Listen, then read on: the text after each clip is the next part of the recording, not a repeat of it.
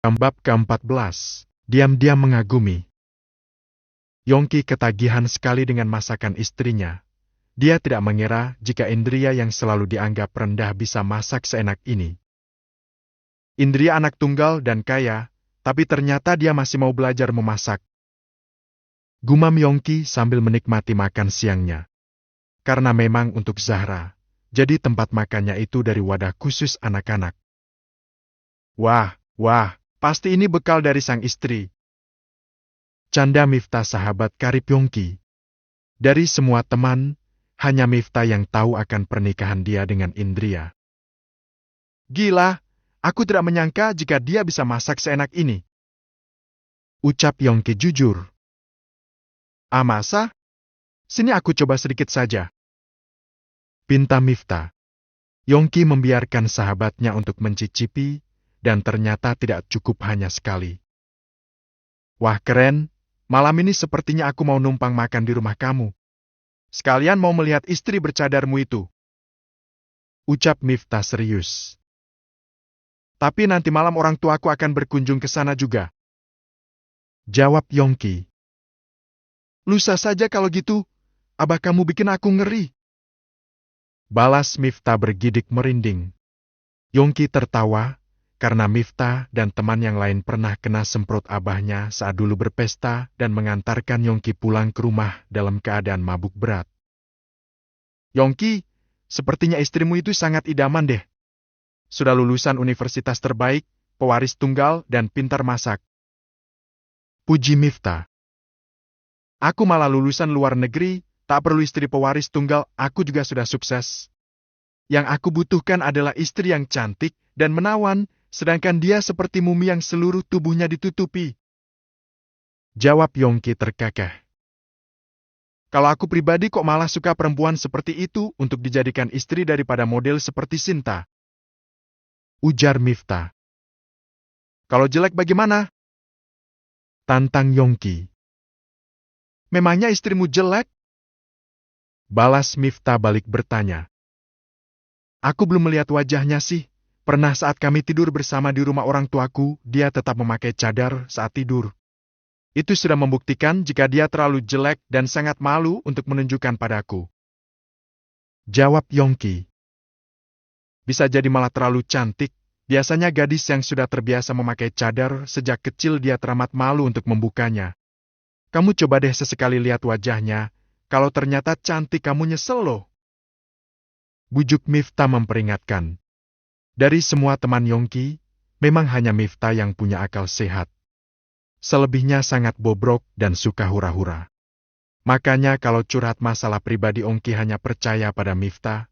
Jika yang lain tahu, dia justru hanya akan mendapat bulian. Tiba-tiba ponsel Yongki berbunyi, dia mendapat pesan untuk makan siang bersama Sinta. Bro, aku mau menemani Sinta makan siang. Kamu mau ikut nggak? Tanya Yongki. Tidak aku kemari mau beli ponsel baru untuk hadiah pacarku. Kamu kasih aku harga diskon ya? Rayu Miftah. Iya santai saja. Jawab Yongki berpamitan pergi. Tetapi karena sudah kenyang sesampai di restoran, dia hanya memesan minuman. Kok tidak pesan makanan? Tanya Sinta heran. Aku malas makan, mau minum saja. Jawab Yongki yang sudah kekenyangan makan bekal tadi. Bagaimana kabar kamu dengan istrimu? Tanya Sinta penasaran. Biasa saja. Kenapa memangnya? Tanya Yongki. Tidak apa-apa. Jawab Sinta tidak jadi menceritakan pertemuan tadi pagi. Seminggu lagi aku ulang tahun loh. Ujar Sinta. Kan sudah aku belikan mobil, mau apa lagi memang? Tanya Yongki menarik napas berat, sebab bulan ini dia mengeluarkan uang banyak untuk Sinta. Aku tidak mau apa-apa, tapi aku ingin kamu melamar aku saat pesta ulang tahunku. Semua teman-teman aku juga sudah dilamar. Rengek Sinta. Merajuk. Tapi aku dengan Indria belum bercerai loh. Jawab Yongki ragu. Aku tidak peduli, lagian mengenai pernikahan kamu juga tidak ada yang tahu. Hanya sekedar lamaran masa tidak mau? Bujuk Sinta dengan mimik memelas. Yongki terdiam, sangat berat ingin bilang tidak tetapi juga sulit bilang iya. Ya sudah deh kalau tidak mau. Sela Sinta merengut. Ya deh, tapi hanya sekedar lamaran dulu kan? Tanya Yongki memastikan. Ya, tapi pakai cincin yang indah ya. Pinta Sinta mulai cerah senyumnya. Iya. Jawab Yongki mengalah dari para kekasihnya itu marah. Bagaimana kalau sekarang kita lihat-lihat dulu cincinnya? Pinta Sinta sangat bersemangat. Jangan sekarang, setelah ini aku harus kembali kerja dan nanti malam orang tuaku akan datang ke rumah. Tolak Yongki secara halus. Lagi-lagi orang tua, lagi-lagi orang tua. Keluh Sinta. Jangan ngambek gitu dong. Lagian ulang tahun kamu juga masih seminggu lagi kan? Masih ada banyak waktu. Bujuk Yongki. Ya deh. Balas Sinta berubah tersenyum lagi. Selesai makan Yongki kembali ke tempat kerjaannya. Semenjak membelikan mobil baru pada Sinta, dia jadi tidak perlu lagi untuk antar jemput saat ingin bertemu. Sesampainya ke rumah, Yongki tersenyum melihat mobil abahnya sudah terparkir di halaman rumah. Begitu membuka pintu, aroma masakan yang begitu enak sangat menggugah selera. Kebetulan saat ini dia sangat lapar sekali. Assalamualaikum. Sapa Yongki. Waalaikumsalam. Jawab Fatimah dan Gozali serempak. Abah dan Umi sudah sejak tadi di sini? Tanya Yongki berbasa-basi. Baru saja sampai. Buruan kamu mandi, setelah itu makan malam bersama. Bujuk Fatimah. Yongki menoleh ke arah meja makan, ada begitu banyak berbagai macam masakan yang terlihat sangat enak. Kok makanannya banyak sekali? Tanya Yongki heran. Itu Indria sendiri loh yang memasaknya. Katanya sebentar lagi akan ada teman-temannya sesama dosen yang datang berkunjung kemari sekalian mau berkenalan denganmu. Jawab Fatimah bangga. Kalau begitu aku mandi dulu. Jawab Yongki menahan amarah.